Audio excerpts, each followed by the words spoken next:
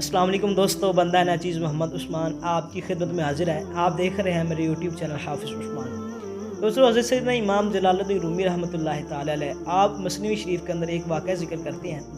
آپ فرماتے ہیں کہ ایک دن صبح کے وقت حضرت سیدنا سلطان محمود غزنوی رحمۃ اللہ تعالی علیہ، جو کہ مسلمانوں کے بہت ہی بڑے بادشاہ گزرے، آپ اپنے دربار کے اندر تشریف لائے۔ تو آپ نے دربار کے اندر جب پہنچے تو آپ نے اپنے وزیروں اور مشیروں کی عقل و فراست کا امتحان لینے کے لیے آپ نے شاہی خزانے سے ایک قیمتی موتی منگوایا۔ آپ نے جب موتی منگوایا تو سارے وزیر مشیروں کو بھی اکٹھا کیا۔ جب سارے وزیر مشیر آ گئے تو آپ نے سب سے پہلے اپنے وزیر کو موتی دیا اور اس سے فرمایا کہ اس کی قیمت بتاؤ، یہ کتنی قیمت میں فروخت ہوگا۔ فرماتے ہیں جب اس وزیر نے وہ موتی پکڑا اور موتی دے کر عرض کرنے لگا، حضور اس کی قیمت اتنی ہے کہ اگر اس کے بدلے میں 200 گدھے سونے سے لدے ہوئے پیش کیے جائیں تو پھر بھی اس کی قیمت پوری نہیں ہوگی۔ فرماتے ہیں کہ اچھا۔ آپ نے اس کو کہا کہ میں تمہیں حکم دیتا ہوں تم اس موتی کو توڑو اور توڑ کے ریزہ ریزہ کر دو۔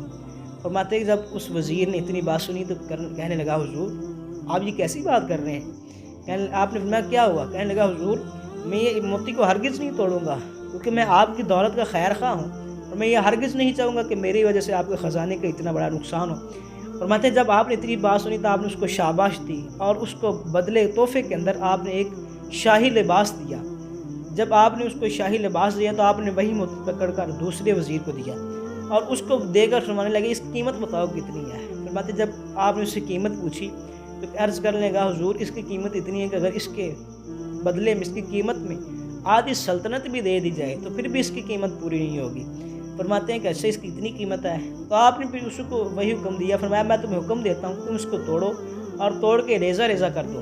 فرماتے جب اس نے اتنی بات سنی تو وہ بھی کہنے لگا، حضور میں اس موتی کو نہیں توڑوں گا، کیونکہ میں اپنے ہاتھ سے شاہی خزانے کا اتنا بڑا نقصان نہیں کرنا چاہتا، میں آپ کی دولت کا خیر خواہ ہوں۔ اس نے بھی بہت ساری تعریفیں کی اور اپنا جو احسانات تھے وہ بادشاہ کے اپنے اوپر وہ جتلائی سب کچھ، اس نے بھی موتی توڑنے سے انکار کر دیا۔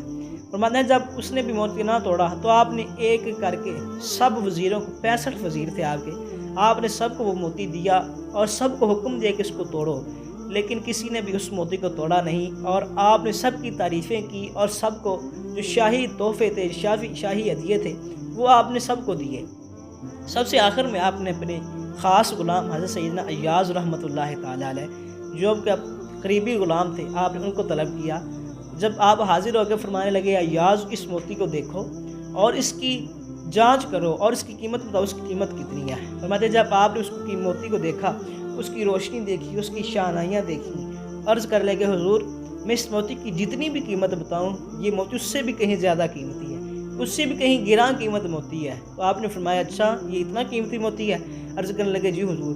تو آپ نے فرمایا تو میں حکم دیتا ہوں کہ تم اس موتی کو توڑو اور توڑ کے ریزہ ریزہ کر دو۔ فرماتے جب آپ اتنی بات کی تو حضرت سلطان محمود غزنوی رحمۃ اللہ تعالی علیہ، آپ کے جو غلام ایاز تھے، آپ نے بغیر کسی بات کے سوچے سمجھے، بغیر کسی مال و زر کا لالچ کیے، بغیر کسی شاہی ہدیے کا لالچ کیے، آپ نے اس موتی کو پکڑا اور پکڑ کے توڑ کے ریزہ ریزہ کر دیا۔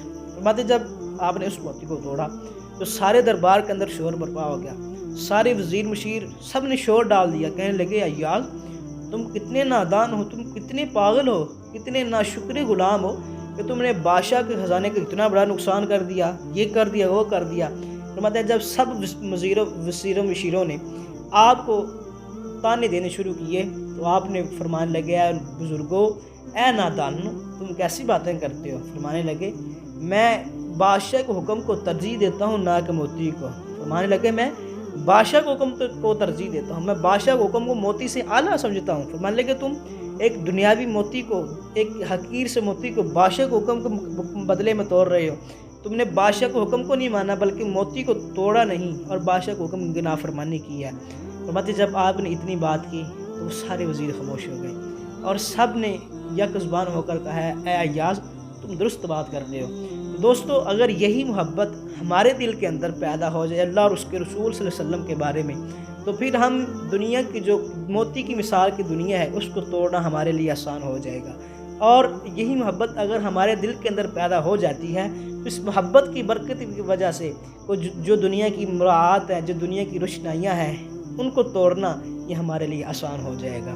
دوستو اللہ سے دعا کرنی چاہیے کہ اللہ ہمیں ایسی محبت عطا فرمائے کہ جو دنیا کے جو کام ہیں ان سے ہمیں اللہ رب العزت کی ذات سے نہ روکیں، اللہ رب العزت کی عبادت کرنے سے تو ہمیں دنیاوی کام نہ روکیں۔